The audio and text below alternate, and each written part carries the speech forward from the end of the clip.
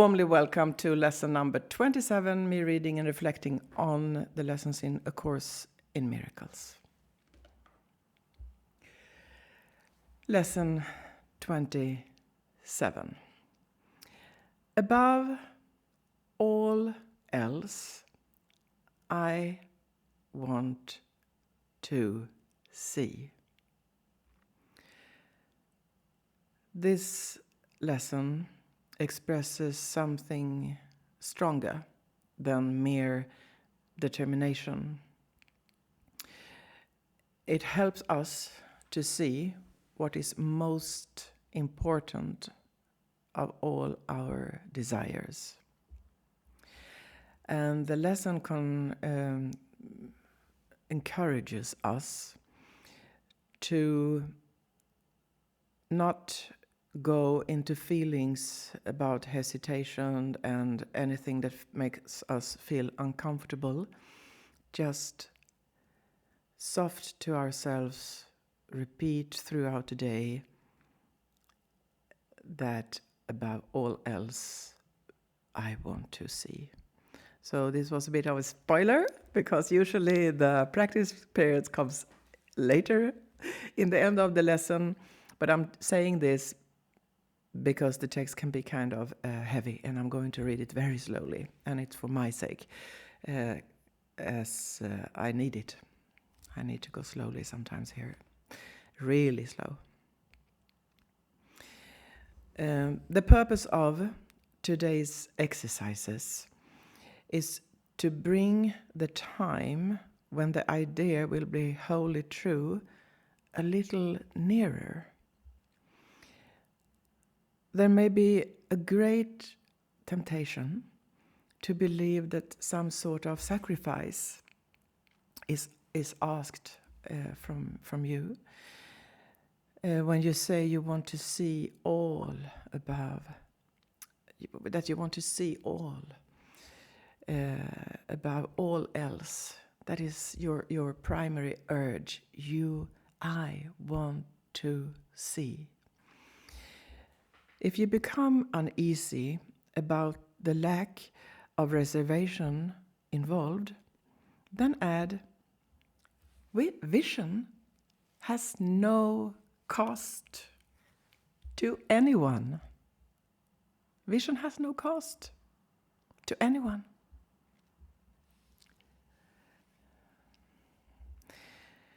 If fear of loss still persists, add further. And here comes a good one. It can only bless. So I feel very good about going around today, telling myself every half hour or so that vision has no cost to anyone. Above all else, I want to see. And if an unfriendly voice should arise inside my head and tell me, you will never see, or why do you want this, or this is just crap, what you're doing, this text is nothing, or some, all the resistance and very hostile voices that can arise in us, then we say, vision has no cost to anyone. It can only bless.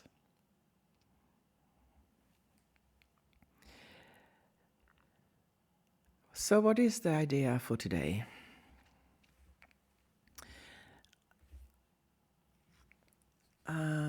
I'm going some off-piste skiing here. Why are we taking part of A Course in Miracles? Well, I know, and I knew from the beginning when I started reading A Course in Miracles that what I see is not everything that is. Now, as I have mentioned in some lessons, it was not an easy path, because I am not amongst them who come across this book and immediately know that, oh, this is it. Because for me it was not like that. I had resistance and doubts and everything. So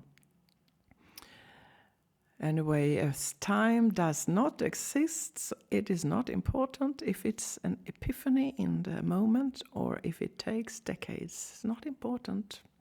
So I should not judge that either. I'm not.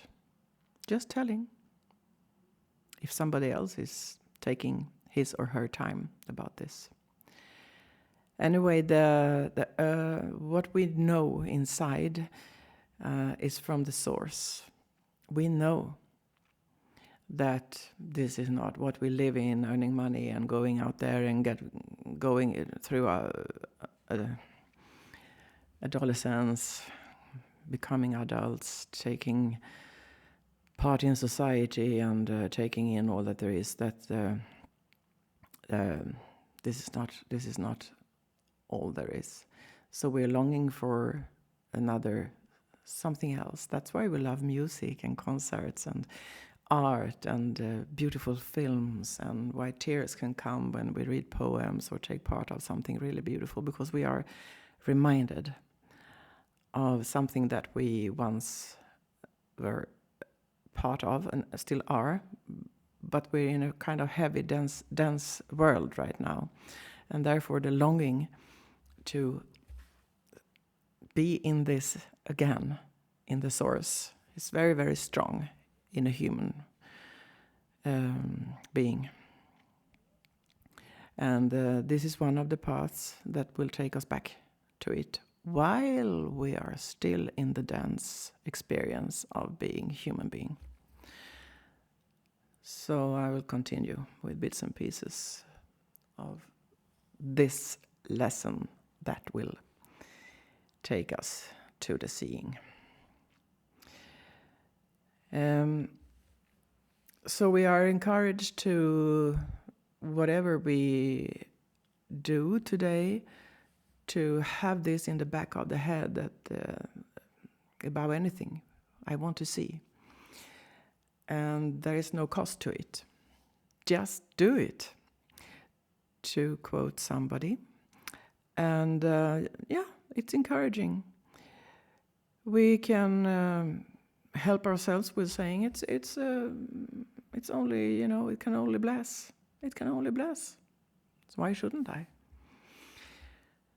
Now, in paragraph 4, we have some helping sentences to how we could remember this throughout the day when people are talking to us and things are happening and events and all that. So how often will we remember? How much do I want today's idea to be true? Well, I will miss some applications and perhaps forget this lesson throughout the day. And I shall not be alarmed or disturbed by this, because there are a lot of impressions from when we wake up until we go to bed. So if 3 hours go for, I forgot all about this, never mind. Because here comes some golden sentences in the end of this lesson, and I will read them exactly as they are in the book. If only once during the day you feel that you were perfectly sincere, only once, that you were perfectly sincere while you were repeating today's idea, you can be sure that you have saved yourself many years of effort. Many years of effort. So even if we don't do it every half hour, and what could that be if we are awake 16 hours? That is about 50, 60 times. 70 times a day. But if we forget all that and only do it once, but in a sincere way, we really, really, about everything we want to see. Never mind what we will see. We just want, we want to see.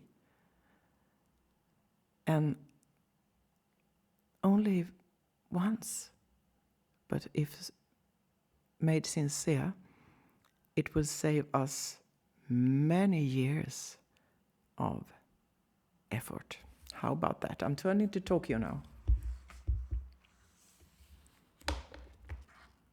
Yes, hello, can you hear me? Can hear you loud and clear. Hello. It was an eye-opening chapter. I think so too. Yeah. I like that it dealt with, what if the reader forgets to do or to think about the things that the chapter talks about. Yes. Because I know I forget many things. I think one of the... I've been thinking about this for a long time, that it would be interesting if somebody made a book or something about the contradictory messages that we are told by society. What I mean by contradictory messages is we're told by many people and things, newspapers, media, whatever, different things that that people believe to be true. Yes. For example, you ever heard about the 10,000 hour rule, that you got to practice something for 10,000 hours? Yeah. And then you master it, Yeah. But then at the same time, we're told that, I guess a contradictory phrase to that would be that there's such a thing as an enlightenment, Yes, I'm with you. Where you sort of do something and don't understand, and then it sort of pops into your head. Yeah. And understand it. Yes. And I think most people would believe both of those things. I agree. I think so too. Yes. Why I'm saying this is one of the things that we're told in society is that if you're educated in something or you learned something, then you only afterwards, when you learned it, you only remember 10% of it. Exactly. I heard that too many times. Yeah, right. It's kind of a truth, Everybody believes it. It's a commonly accepted common truth. belief. Yeah, accepted truth. But I really don't believe. I don't know. It's that. Sometimes I think about that one. It's interesting. Yes. I don't know why that one's sort of stuck in my mind, but I think about it sometimes. Well, you are in Japan. You are at university. You are on a. Excuse me for exposing you on a high level in sword, the art of the sword, some martial art, and the 10,000 rule and everything. All this kind of information is probably crossing your way several times a day or a week. This is how it is. Collective beliefs. That's why you think of it, because it's sure. Yeah. And I think about those things, especially when I read spiritual texts or psychological or religious texts. Yes. Because I think that they touch upon the deeper work, such as the one that we're reading, right? Yes. A Course in Miracles. Yeah. They touch on something deeper than just logical memorization, knowledge. Definitely. Yes, it does. That's why we do it. Yeah. So that's something that I believe most people understand who are into this stuff, Yes. But at the same time, it's interesting that it does talk about if one forgets this and this exercise or that exercise, or to forget to think in this way or that way, So it's interesting that it does treat it itself a little bit as a not memorization exercise per se, but a bit of a sort of a logical exercise. Yes. Where remembering and so on is important. Yes. That was very interesting to me anyway. That's all. Thank you very much. I appreciate this conversation a lot, because many thoughts were, of course, coming up in my head, and I think that why is this text so brilliant? It's so clear, because it's not only a spiritual, esoteric text.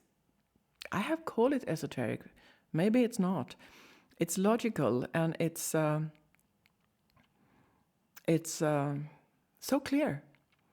And it's the voice, wherever this voice comes from, is adapted for us, for a human being with all the things we have to deal with, so that we shall understand it. It's packaged. It's made in a way for the modern person to, with all our trials, to get it. That's why I really, really think it's important to read it. And now I do it out loud. So thank you very much for taking part, and see you soon.